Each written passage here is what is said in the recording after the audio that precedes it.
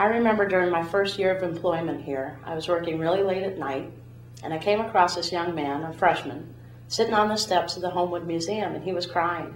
And not just sad crying, but I want to go home crying. I sat down with him and talked to him, and he explained that when he was in high school, he liked to sing. And when he came here to Hopkins, he had his heart set on becoming part of the a cappella group, but he had already tried out and he got cut, he didn't make it.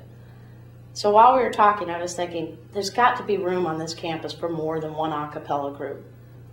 So I told him, Monday morning, go see the Dean of Students, Susan Boswell, and tell her that there's interest in forming another a cappella group.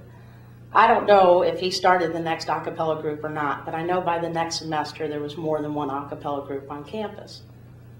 I didn't make it through my first attempt at college, and when I signed myself out, I was crying the whole way, and nobody tried to stop me. I really like being part of the safety net here at Hopkins. It's a big reason why I've been here for so long. I'm Sergeant Caroline Bennett. I'm the Assistant Day Shift Commander for the Johns Hopkins University Campus Security Department. I've been a Hop Cop for almost 10 years, and I live in Elk Ridge, Maryland.